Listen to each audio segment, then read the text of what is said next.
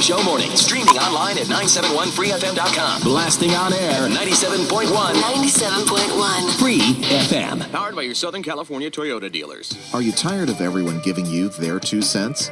On your money's worth, they won't nickel and dime you. It's sponsored by FortuneMarket.net. This is where they tell it like it is in the world of entertainment, sports, and finance.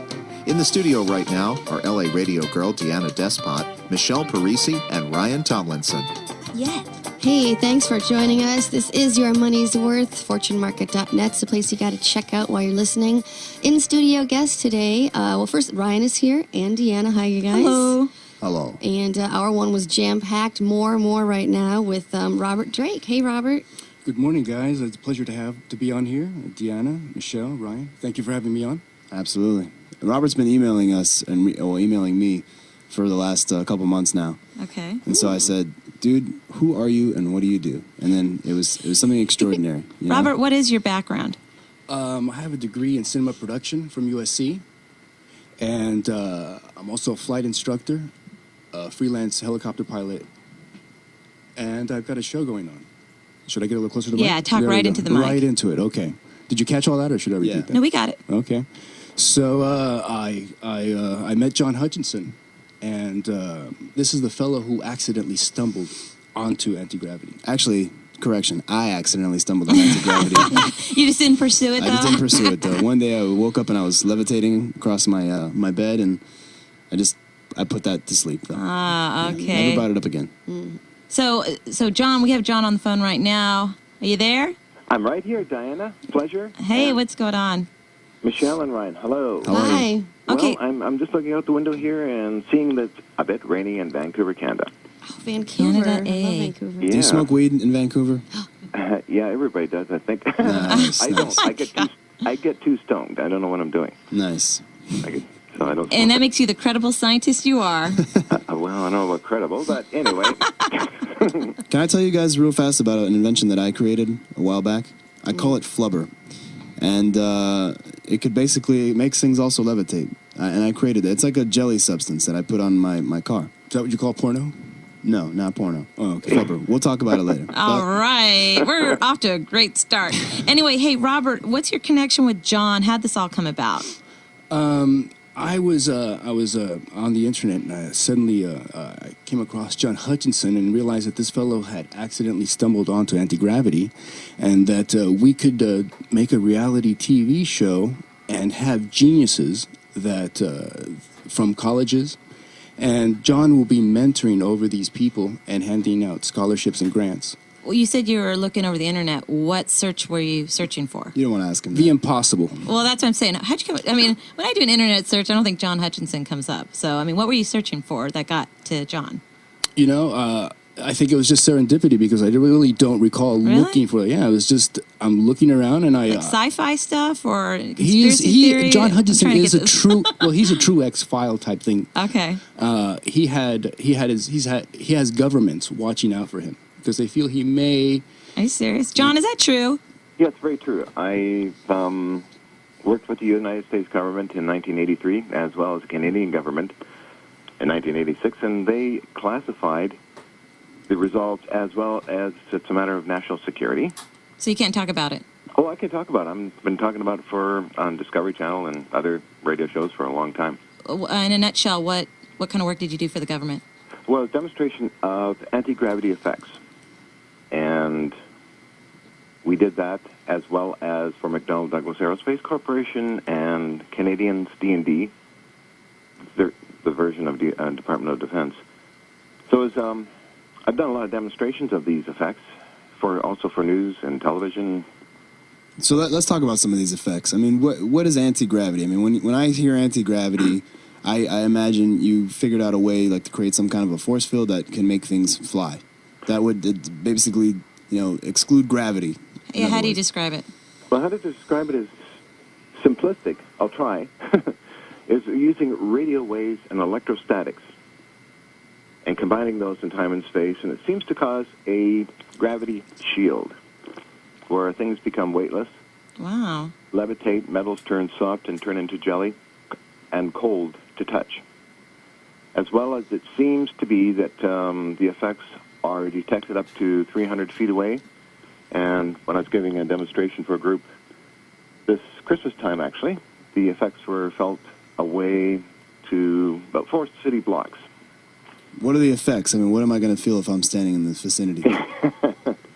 Well, it's like a wave hitting you, but not a strong wave. And this happened a number of times, which caused the police, the mayor of the city, to come here and see me personally, as well as...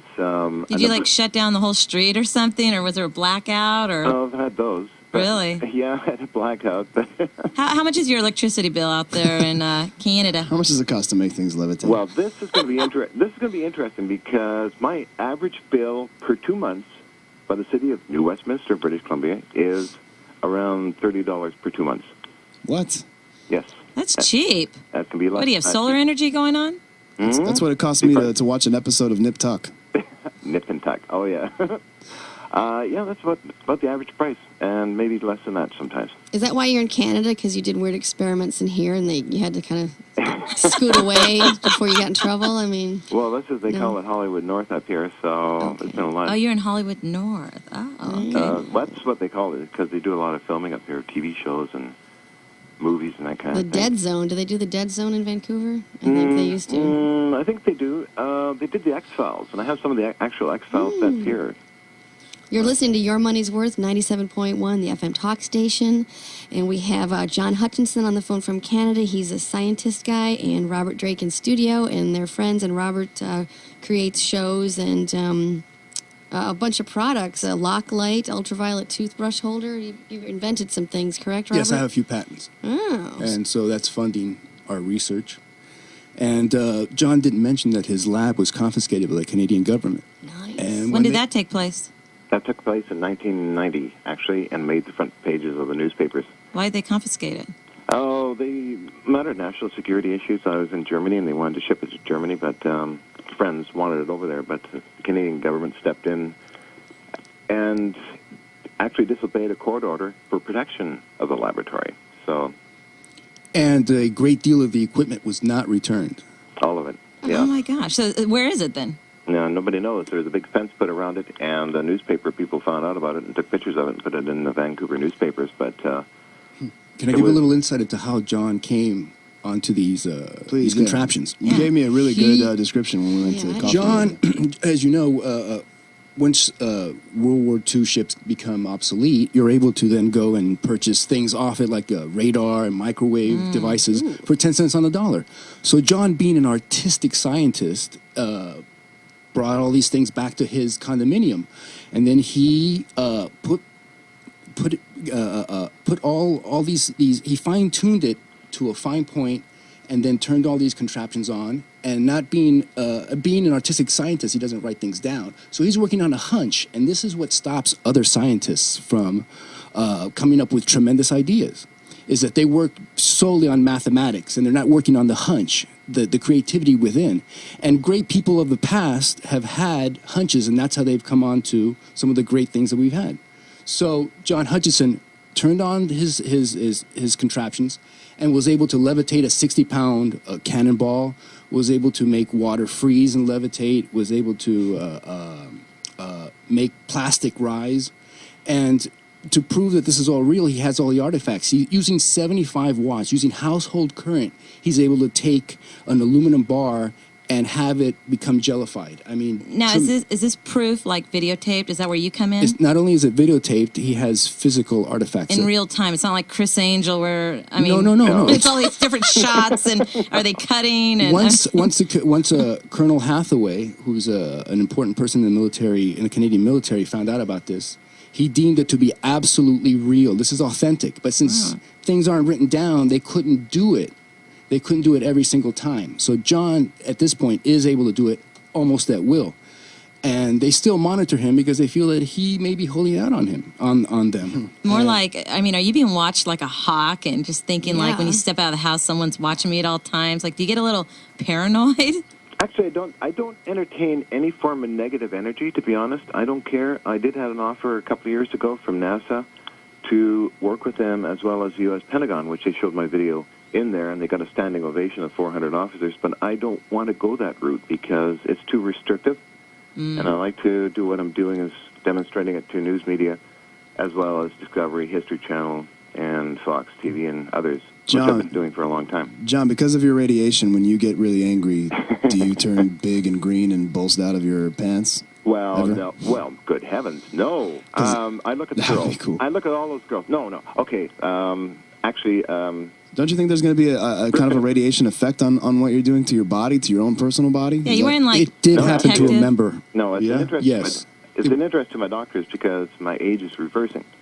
What? Yes, I'm not kidding. You found the cure for Fountain of Youth? I'm into life extension by taking vitamins, minerals, but there's some other effects here that are quite unique and different. Okay. And it's an interest to my physician who's writing a report on this. John, I just have to ask. I'm picturing Back to the Future. I'm picturing Christopher Lloyd. Is that you? Marty! No. I keep you're talking, and The I'm answer like, is yes. I'm totally picturing the. But no, I had to know. I'm picturing. He's the sexy version of that. I like Christopher Lloyd. I'm just saying. No, I'm okay, picturing what's his name, Skaczynski from Honey I Shrunk the Kids. And then Robert's This like, big machine. All right. and then Robert's was it the Michael Keaton? What's the guy's name? His sidekick on the movie. Christopher Which Lloyd. movie? Back to the Future? Yeah. Oh, Michael J. Fox. Michael J. Michael J. Fox. Fox. Yeah, so we got Michael J. Fox, That and was Robert me, yeah. Drake, and That's then we we gotta have go back to '85. Marty McFly's here. Yes. How awesome. You're listening to Your Money's Worth with Deanna, Michelle, Ryan, and our guest Robert Drake and John Hutchison on 97.1 Free FM and streaming live right now on FortuneMarket.net. We do have a caller, though, who's asking you a question about the commercial effects and the commercial uses for your anti-gravity. Bill, you there? Yeah, I'm still here. Okay, what's your question? Oh, hi. Yeah, I just wanted to ask John, we're big fans of his, and we wanted to know, is he working on any kind of a spaceship, perhaps, that's going to use his technology that we can actually get out there and get amongst the stars and maybe get to the moon and Mars and things like that? Well, I'll try and answer that. Now, it's McDonnell Douglas Aerospace wanted to do that with me, but they never came across with the major funding. I think Lockheed Martin has done that. But, no, I'm not working on a spaceship. This apartment is kind of like a ship, but not a spaceship. And although if I turn on this equipment someday, I wouldn't be surprised if the whole thing was flying. But John proves that there is such a thing as anti-gravity. Yes, there's a lot. There really is, and he stumbled onto it. We had it, but we don't have. In the year 2008, we should have had anti-gravity by now, shouldn't we? Yes, we should have. You would think So was there a commercial use for this? I mean, obviously, eventually, you have spaceships or whatever can travel. Okay, great. There's environmental issues that affect the Hutchison effect to be used for elimination of nuclear radiation, as well as pollution, and would also be incorporated in anti-gravity type cars, aircraft, spaceship. Refrigerator motors. Yes. Oh, interesting. It's really a lot of reports were written up and presentations were written up by Hathaway, Colonel and John B. Alexander, and many others, which was